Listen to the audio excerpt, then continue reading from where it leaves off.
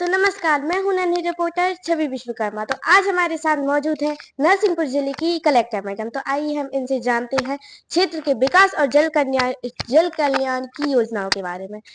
तो मैम, आप शिक्षा और स्वास्थ्य की स्थिति सुधारने के लिए आपके मुख्य लक्ष्य क्या है? पहले तो नमस्कार आपको। और शिक्षा और स्वास्थ्य के लिए शासन की बहुत सारी योजनाएं चल रही हैं जो हमारे ग्रामीण क्षेत्रों में, शहरी क्षेत्रों में शिक्षा की स्थिति के लिए लगातार प्राइमरी से लेकर हाई सेकेंडरी स्कूल तक चल रहे हैं। और बहुत सारी मॉनिटरिंग, जो क्वालिटी मॉनिटरिंग के लिए बहुत सारे जो ऐप हैं और उनका निरीक्षण, उसका रिव्यू जन शिक्षक है उनके माध्यम से कराया जाता है। स्वास्थ्य के लिए भी नियमित रूप से महिलाओं बच्चों के स्वास्थ्य के लिए बहुत सारी योजनाएं संचालित हैं। हमारा मुख्य उद्देश्य होता है कि हम इन योजनाओं का जो ये योजनाएं चल रही हैं उसका क्रियान्वयन कैसे हो रहा है उसका निरीक्षण रेगुलर करें। शिक्षा के लिए नियमित रूप से हम लोग जो भी टीचर्स हैं उनकी बैठकें लेते हैं। गुणवत्तापूर्ण शिक्षा दी जा रही नहीं दी जा रही, जन शिक्षकों से इसके बारे में चर्चा करते हैं, विद्यालयों का भ्रमण करते हैं और एग्जाम की जो रिजल्ट्स हैं उसका रिव्यू करते हैं। इसके अलावा स्वास्थ्य के लिए महिलाओं और बच्चों के जो मैटरनल और हेल्थ है, और हम चाइल्ड हेल्थ की बात करें तो उसमें बेसिकली जो मातृ मृत्यु दर है उसको कम करने को लेके, बच्चों का स्वास्थ्य, जो नवजात बच्चे उनके स्वास्थ्य को लेके, कुपोषण को कम करने के संबंध में नियमित रूप से कार्रवाइयां हो रही हैं। आंगनवाड़ियों के माध्यम से उनको अच्छा भोजन मिले, अवेयरनेस के बारे में उनको मतलब उनको अवेयर किया जाता है, उनको अच्छे पोषण के बारे में बताया जाता है। आंगनवाड़ियों की भी बैठक ली जाती है नियमित रूप से। और हेल्थ डिपार्टमेंट की जो बीएमओज हैं और आशा कार्यकर्ता हैं, एएनएम हैं और जो सीएचओज हैं, उनकी नियमित बैठक करके हम ये प्रयास करते हैं कि जो भी जितनी भी योजनाएं हैं उसका प्रॉपर क्रियान्वयन हो फील्ड पे।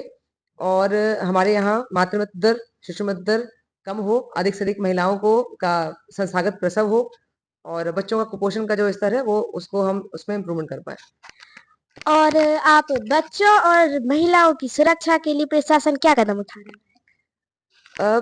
जो नियमित रूप से जो पुलिस व्यवस्था है, प्रशासन व्यवस्था है, उसमें ये व्यवस्थाएं रहती हैं। पुलिस की जो निगरानी होती है, या महिला थाना होता है, या अभी नई पुलिस ने निर्भया एक व्हीकल शुरू किया है, अपराजिता और निर्भया जो स्कीम शुरू की है, उसमें उसका मुख्य उद्देश्य ये है कि महिलाओं को सुरक्षित वातावरण में मिले और उसका मतलब वो सुरक्षित वातावरण में अपना जो भी अपना कार्यकलाप कर सके। इसके अलावा सामान्य रूप से कानून व्यवस्था की स्थिति बनाए रखना ये हमारी जिम्मेदारी है। तो उसके उसमें हमारा ये प्रयास होता है कि सामान्य रूप से अपराध जो है महिलाओं के विरुद्ध ना हो, हम उसके जो भी अपराधी हैं उनके विरुद्ध कार्रवाई करें।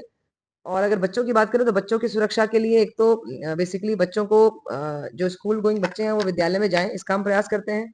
बाल श्रम को लेकर लगातार प्रयास करते हैं कि बच्चों से किसी भी ऐसे मतलब 14 साल से कम की उम्र के बच्चों को कहीं नियोजित ना किया जाए, कोई काम ना कराया जाए। और सामान्य रूप से स्कूलों में और कॉलेजों में बहुत सारे अवेयरनेस प्रोग्राम सामाजिक न्याय के माध्यम से हम कराते हैं, जिससे उनके अधिकारों के बारे में उनको सूचित कर सकें और जो सामान्य सुरक्षा के विषय हैं, श्रम के विषय हैं, नशा है, उसके बारे में उनको बताएं। और युवाओं के स्थानीय स्तर पर रोजगार मिले, इसके लिए क्या कोई विशेष योजना है? वैसे तो स्थानीय स्तर पर जो भी उद्योग होते हैं उनके माध्यम से ये प्रयास होता है कि युवाओं को वहां रोजगार मिले।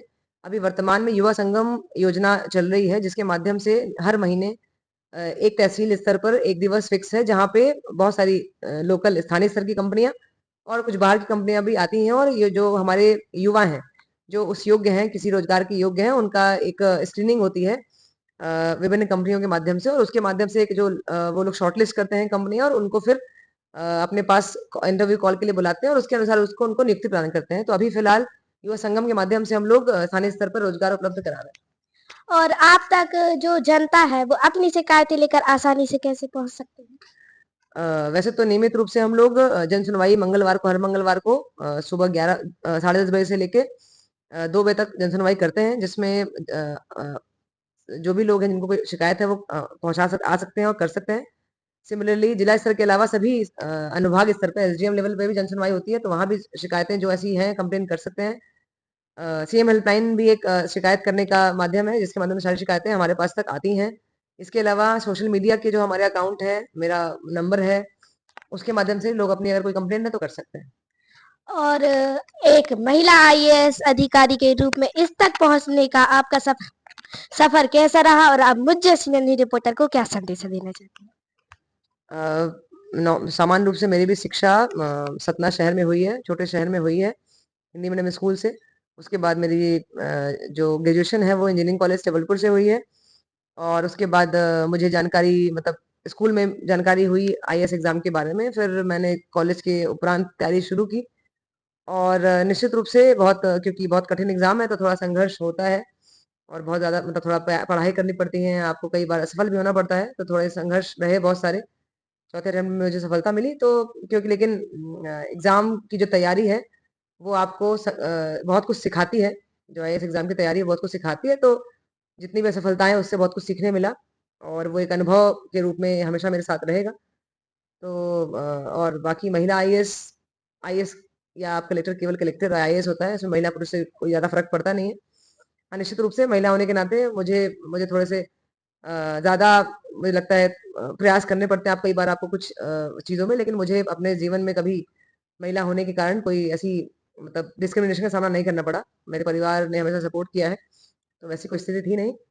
और जैसा सबका सफ़र होता है आईएएस बनने का, तो बहुत सारी विफलताएँ हुई, बहुत सारी सेटबैक हुए, बहुत कई बार डिप्रेशन हुआ, कई बार परेशानी हुई जब सही रिज़ल्ट नहीं मिला, लेकिन अंततः आप अगर प्रयास करते हैं, मेहनत करते हैं, तो सफलता मिलती है। तो कहीं न कहीं आपको मेहनत आपका फल देती है, तो इसलिए फाइनली सफलता मिली। और आप बहुत अच्छी रिपोर्टर हैं, बहुत कम उम्र में बहुत अच्छी रिपोर्टिंग कर रही हैं, तो आपको बहुत-बहुत शुभकामनाएँ और आपका भविष्य बहुत उज्जवल हो। आप जीवन में जो भी करना चाहें, वो उसके लिए मेहनत करें और आप उसको प्राप्त करें, ये मेरी शुभकामनाएँ हैं आपको। धन्यवाद। आपने इतनी अच्छी जानकारी साझा करने के लिए आपका बहुत-बहुत धन्यवाद। तो ये थी कलेक्टर मैडम जिन्होंने हमसे इतनी अच्छी बात की और इन्होंने जिले के भविष्य के बारे में बताया। धन्यवाद। तो देखते रहिए हमारी खास रिपोर्ट।